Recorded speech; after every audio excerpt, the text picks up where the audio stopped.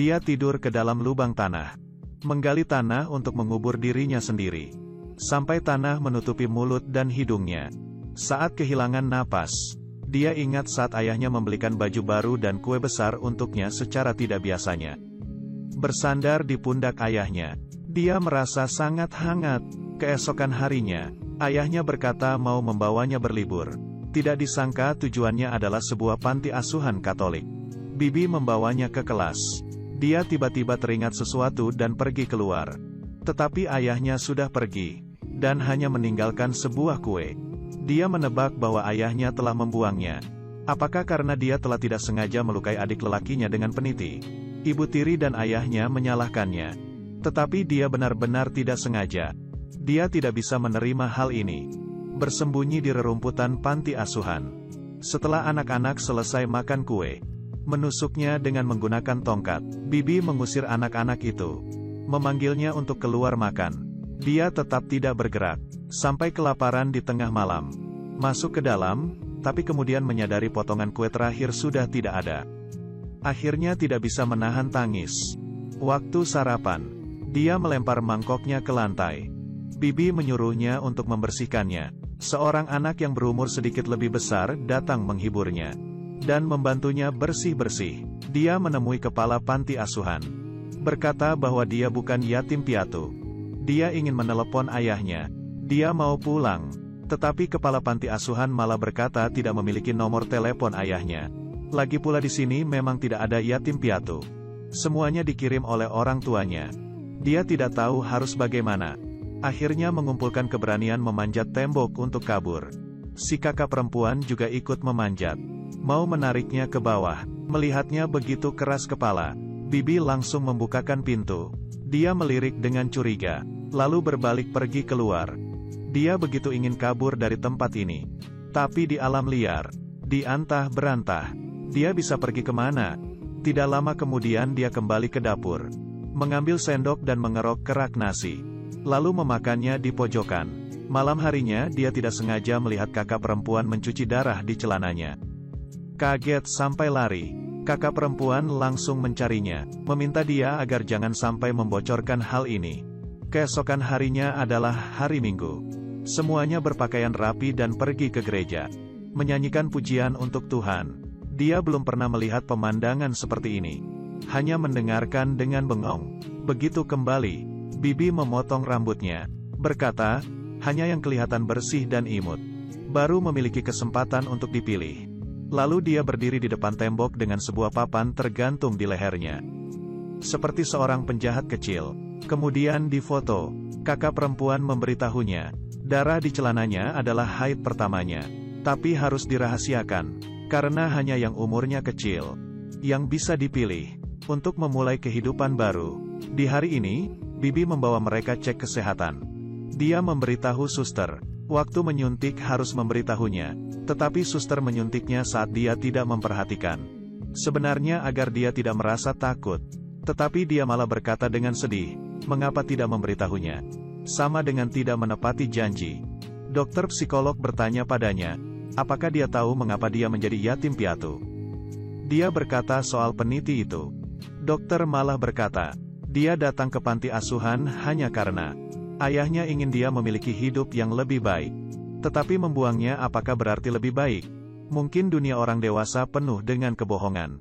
Seperti liburan yang diucapkan ayahnya. Dia yang bodoh dan tidak berdaya. Setiap hari berkeliaran di panti asuhan. Untungnya ada kakak perempuan yang bisa menemaninya. Di hari ini, sepasang suami istri bule datang ke panti asuhan. Meminta anak-anak perempuan untuk memperkenalkan diri. Kakak perempuan berusaha menonjolkan dirinya. Bahkan sengaja mengecilkan umurnya. Orang bule itu sangat puas. Di saat yang sama juga tertarik pada dia yang tampil bersih dan berperilaku baik. Tetapi bagaimanapun mereka bertanya, dia tidak menjawab. Dia tidak ingin pergi dengan orang bule. Bagaimana jika suatu hari ayahnya datang menjemputnya? Tetapi kakak perempuan malah berpikir lain. Sembunyi-sembunyi makan kue yang diberikan oleh orang bule itu. Memberitahunya, asalkan bisa dipilih. Setiap hari bisa makan makanan seenak ini. Dia masih terus membayangkan ayahnya datang menjemputnya. Tetapi kakak perempuan malah berkata bisa membawanya pergi ke luar negeri juga. Dia bisa meminta kepada orang bule itu, berkata hal baik tentangnya, maka mereka berdua bisa diadopsi oleh pasangan ini. Ini membuatnya sedikit tergoda. Lagi pula sekarang hanya kakak perempuan yang baik padanya. Oleh karena itu mereka berjanji pergi ke luar negeri bersama. Demi memenuhi janji, kakak perempuan menjadi guru bahasa Inggrisnya. Pasangan bule itu juga datang menjemput kakak perempuan bermain keluar beberapa kali. Saat dia mengira semuanya lancar, kakak perempuan tiba-tiba mau pergi sendirian. Semuanya menyanyikan lagu perpisahan untuknya. Matanya tidak tahu harus melihat kemana. Akhirnya bisa mendapatkan hidup baru. Mungkin dia lebih merasa menyesal daripada mengenang. Janji kakak perempuan tidak terpenuhi. Dia merasa dibuang sekali lagi. Dia menemui kepala panti asuhan lagi, mengucapkan alamat rumahnya, meminta kepala panti asuhan membantunya mencari ayahnya. Karena dia masih ingin bertemu sekali lagi dengan ayahnya. Kepala panti asuhan benar-benar membantunya mencari. Tetapi ayahnya dan ibu tirinya telah pindah rumah.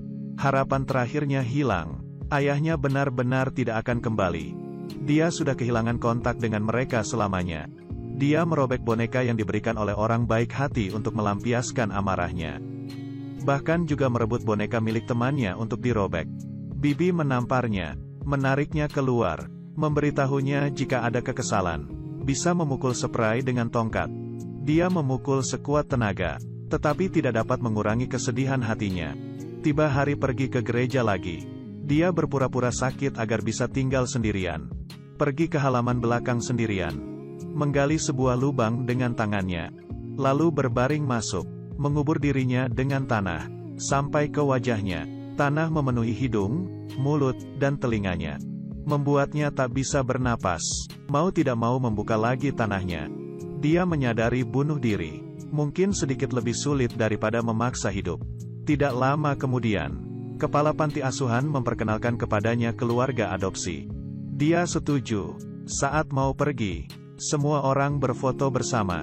Kepala panti asuhan membuat mereka tertawa. Dia akhirnya mengeluarkan senyuman. Semua orang menyanyikan lagu perpisahan untuknya. Dia juga menyadari, dia tidak tahu harus melihat kemana. Dulu baik atau tidak? Di sini baik atau tidak? Nantinya akan bagaimana? Dia tidak tahu. Dia hanya tahu, dirinya keluar dari pintu besi itu. Dan mau pergi ke tempat selanjutnya. Waktu dia berada di pesawat ke Prancis. Dia tertidur, dan kembali ke hari itu. Dia bersandar pada pundak besar dan hangat ayahnya. Dia tidak menangis. Seturun dari pesawat terus berjalan maju. Dua orang bule melihatnya berjalan dengan penuh harapan. Saat dia melihat orang tua adopsinya, dia sempat ragu. Akhirnya mengangkat wajahnya. Sutradara film ini adalah orang Prancis bernama Ouni Leconte. Memiliki wajah orang Asia, karena dia lahir di Korea, dan besar di panti asuhan, dan diadopsi oleh keluarga pendeta di umur 9 tahun. Film ini adalah autobiografinya.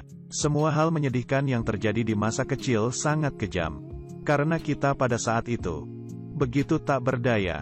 Judul film ini adalah I1, A Brand New Life, I0. Judulnya agak ironis. Seorang gadis kecil tidak seharusnya mengalami hal seperti ini. Aku lebih suka judul lainnya, I1, Travelers, I0. Perjalanan hidup sekali dimulai tidak bisa kembali lagi ke awal. Kita hanya bisa terus berjalan maju. Saat rasa sakit mengubur kita seperti tanah. Bangun dari tidak bisa bernapas. Memasuki bagian perjalanan selanjutnya. Menjadi kuat di tengah luka. Bertumbuh saat terjatuh. Berkompromi dalam mencari makna. Meski jalan di depan penuh duri dan kesepian. Hanya bisa maju ke depan. Mungkin masih ada cinta dalam perjalanan yang belum diketahui. Kita harus belajar lebih mencintai diri. Terakhir, aku akan tunjukkan video internet dari 2 tahun lalu. Seorang gadis kecil berbicara dengan orang tua bulenya tentang hari dia diadopsi. Waktu kamu melihat aku berumur 4 tahun. Kami sangat senang bertemu denganmu dan ayah. Kami mencintai kalian. Kami ingin berada di sini untuk menemanimu dan ayah. Aku juga sangat senang bertemu denganmu. Dan Lily, ya, dan Lily. Aku ada, M. Apa kamu tahu ada apa dengan hatiku? Ada apa dengan hatimu? Saat aku melihatmu pertama kalinya, Waktu aku melihatmu, hatiku langsung jatuh cinta padamu. Hatimu jatuh cinta padaku. Hatiku juga jatuh cinta padamu. Gadis kecil ini sangat imut sampai membuat orang sayang padanya. Apa yang dikatakannya seperti ingin menyenangkan hati. Tapi inilah dia dalam kehidupan barunya. Berupaya sekuat tenaga mengungkapkan perasaannya. Dia adalah seorang penjelajah yang berani. Juga bertemu dengan cinta dari orang yang baik. Kita bertemu lagi di perjalanan lainnya.